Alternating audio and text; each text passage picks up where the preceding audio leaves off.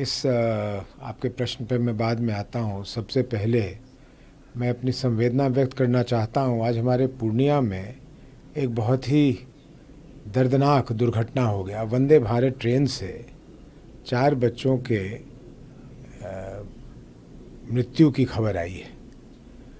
ये बनमनखी क्षेत्र के बच्चे थे।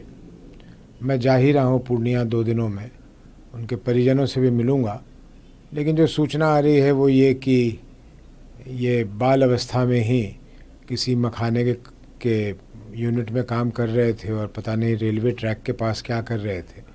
अब इसमें सीधे तौर से तो मैं रेलवे को दोषी नहीं मानूंगा, लेकिन रेलवे विभाग को ये आनन फानन में इतनी तेज़ गति की ट्रेन को शुरू नहीं करना चाहिए था। देख लेना चाहिए था कि सुरक्षा के दृष्टिकोण से कोई कमी रह गई या नहीं।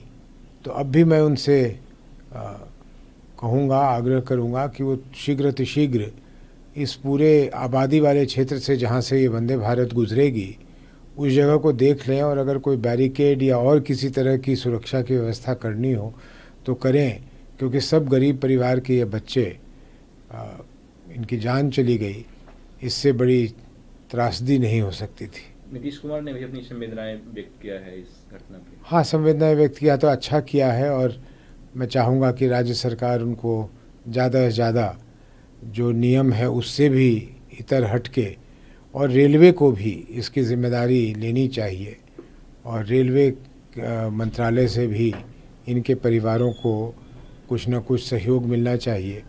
क्योंकि अगर ये सत्य है कि ये मखाना कंपनी में काम करते थे तो ये दर्शाता है कि आर्थिक रूप से कमज़ोर परिवार होगा, और ऐसे में जितने लोग इनको मदद कर दें उतना अच्छा है।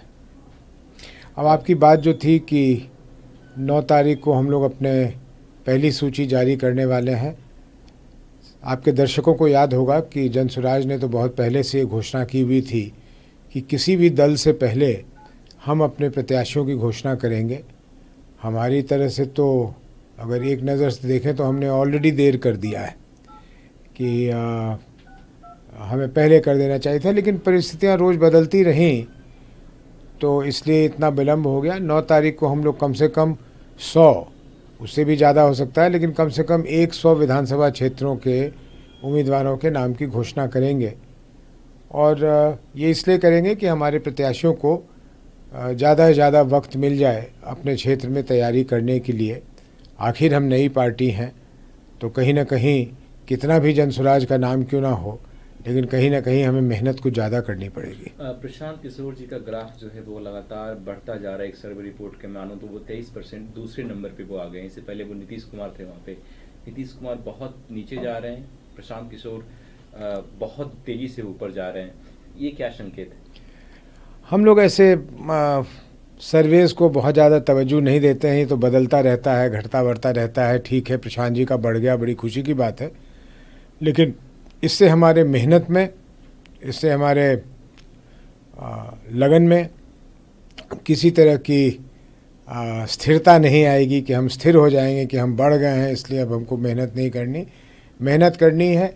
ये एक ही चीज़ दर्शाता है जो आपका प्रश्न है कि बिहार की जनता ने ये धीरे धीरे अब मन बना लिया है कि उसको ये परिवर्तन चाहिए, और अवश्य इसके बीज में प्रशांत जी हैं, लेकिन इसका श्रेय तो बिहार के लोगों को ही जाएगा, जो सारी आज तक की जो राजनीतिक बंधनें थी उनको तोड़कर एक नए प्रयास की ओर बढ़ रहे हैं। ये बहुत ही शुभ संकेत है, और ईश्वर चाहेगा तो 15 नवंबर तक, जब तक परिणाम आएंगे, बिहार में एक व्यवस्था का बदलाव देखने को मिलेगा।